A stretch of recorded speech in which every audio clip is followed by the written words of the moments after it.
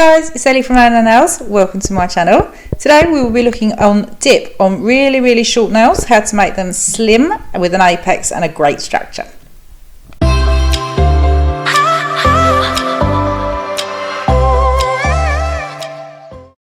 As with any service, I'm going to start by pushing the cuticles back gently to get rid of any stubborn protein growth. Always take your time to do this and do it properly, because that will stop any lifting and that, and it makes the nail look so much more attractive as well. So today I'm going to do the prep a bit different to what I usually would do. I'm getting out a new 100 over 180 file, and I'm just going to take the sharp edges off with another file so that you don't cut yourself or the client. And I will be using the 180 grit, and I'm going to be buffing my nails just to get rid of the shine, and we're going around the cuticles just to get rid of all that, again, stubborn excess protein growth that is on your nail plate that you might not be able to see. Just be careful with this. Don't know if you noticed, but when I did the free edge, I just kind of went in one direction. So I'm going to do the same to all of the nails. It's not very easy to show you how to file on camera, but you get the idea. So when I'm done doing the prep, what I'm going to do is I'm just going to grab some alcohol on a brush, and I'm going to be brushing it up and down in the grooves, just so I get rid of all that dust and debris. Super important. Now this is a dehydrator. My nails can be a bit oily and prone to lifting, so I just like to put a thin layer on. And what I'm going to do is I'm just going to let that dry so it's chalky. So I'm kind of waiting on some nail mail. I've ordered the Saviland clear dip powder, so in the meantime I'm just going to use a natural acrylic powder, which isn't going to be a problem. So this is number 1 that belongs to the Beatles dip kit, and it is a base. When I apply this, I'm not close to the cuticle, and I'm not touching the free edges or the side walls. I'm just kind of doing a square in the middle of the nail before I start spooning the acrylic over. I prefer to do it like this than dipping it, because otherwise this can go a bit uneven. Don't worry if it looks lumpy or weird, we're going to brush it off afterwards. It will give a nice even result. So I don't know if you guys can see, but if we zoom in, you'll see that the entire nail isn't covered, but I've kind of filled out the middle of my nail. So let's brush that off, and what I'm going to do is I'm just going to repeat the same process on all the other fingers. See what will happen if you do 2 layers of 1 or 2 layers, by the way, of clear, and then 2 layers of colour dip. What's going to happen is you're just going to get flat nails. If you do it like this, you're going to kind of build a little apex, a little mountain in the middle, and every time you do your nails it's going to kind of pack around that and give it a nice curve. If you're not happy with the result, what you can do is, like I'm doing here, is just adding a little bit more in the middle if it didn't really come out very well.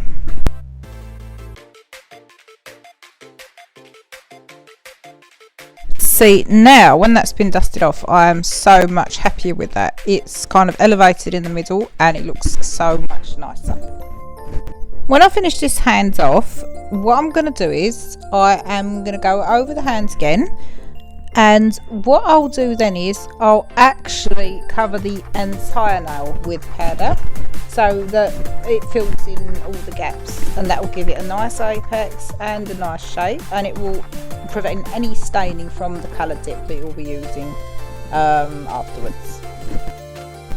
Do it with like light even strokes, and you need to put the powder on as soon as you possibly can, because otherwise it can dry. So just get that on a bit quick and then get the product on.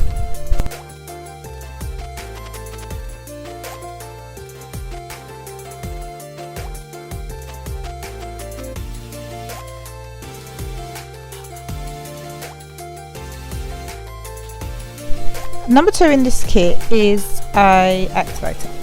What that will do is it will harden the nail. Now, I don't know if you can see it, but when I go in, I just kind of gently, what shall I say, tap it on top, because it kind of disperses like a primer. And this prevents me from, you might see it a bit better here, this prevents it from smearing all over the place. So just get like a thin layer of that on first.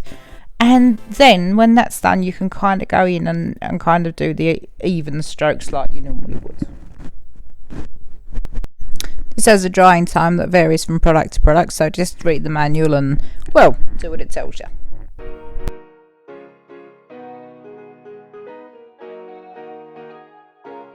So if you want to know if it's dry, what I usually do is I just kind of tap it, and if it's got like a clanky sound to it, it's finished, and it's going to be really, really hard and sturdy.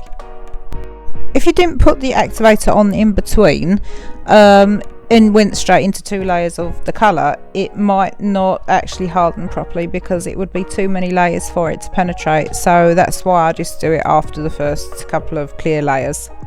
So all I'm going to do is I'm just going to really carefully refine the shape and just go over the top with a file, and I'm going to do that on all 5 fingers.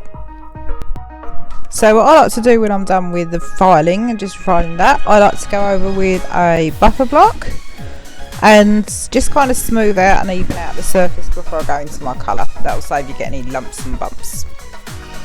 When I'm done with this, I'm just going to give it a scrub with alcohol again. That will prevent me from getting any dust into my base when I apply that. And then at this point, it's optional to go in with a dip colour. What you could do is you could just do like another colour of clear if you find it necessary, and just have it as an overlay. But in this video, we will be doing a colour. So I'm going to cover the entire nail in base this time before I dip into the colour, and that is because I don't need an apex or to build it in the middle now, because I've got the structure and the appearance I want. When you do this, remember you've got to always have thin layers and go in fairly quickly, so just get your products ready and have them next to you and give that a little dust. So I'm just going to finish the whole hand off. I'm going to do them all in the same way. And I don't know if you can see, but when I actually dip my finger in the pot, I kind of go in at an angle. I'd never go sort of straight in because that can give you like bumps and creases. So I try to go in at sort of a 45-degree angle. And as I said, just be a bit careful, but you've got to be firm enough as well because you need it to cover the nail. So let's repeat the whole process again. Now I need to tell you something, and this is super important. Don't go all the way up to the cuticle. Leave like a little tiny hairline, because if you don't, you're going to get it all over your cuticles and you're going to make a super big mess. Now, depending on how well this will cover, some people might do 3 coats. I'm going to only need 2 on these nails because I think the coverage is really good. Now again, I've got to go in with the second one, which is the activator. When the first one's dry, I'm just going to go in and do like thin, really even coats. It all hardens up. So I'm going to present you with a dilemma. If you want to use your original dip top coat, you can buff as much as you want. However, if you go straight into a gel top coat after buffing, it's going to be such a slippery surface that any top coat will peel off. So you need to make a choice. Am I going to buff it or am I going to rough it? Now, because I've decided to do the original top coat that belongs to the kit, I have decided to give these nails a really good buff to make the surface super even and nice. When I'm done with buffing, I am going to get a lint-free wipe with some gel cleanser on it and just remove all the dust. I don't want that getting in my top coat brush. As you've probably guessed already, number 3 in the kit is the top coat that belongs to the set.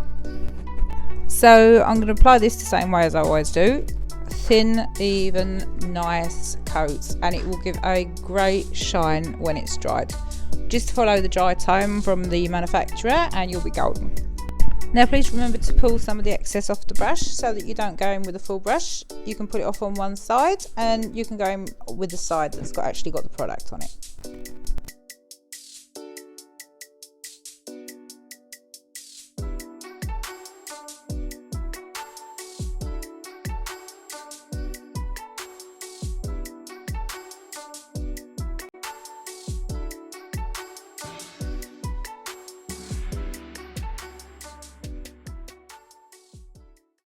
So just to double check if they're dry, I'm just going to tap them like I always do, and I want that clank, and they are finished. I really need to go in with some cuticle oil on my poor battered cuticles, and I'm just going to go around really carefully and just sort of massage it in. And there we have it, strong, slim and super shiny nails. So thank you so much for watching. I hope you enjoyed this. I will be doing more videos very soon, so please like and subscribe if you already haven't. And until next time, bye.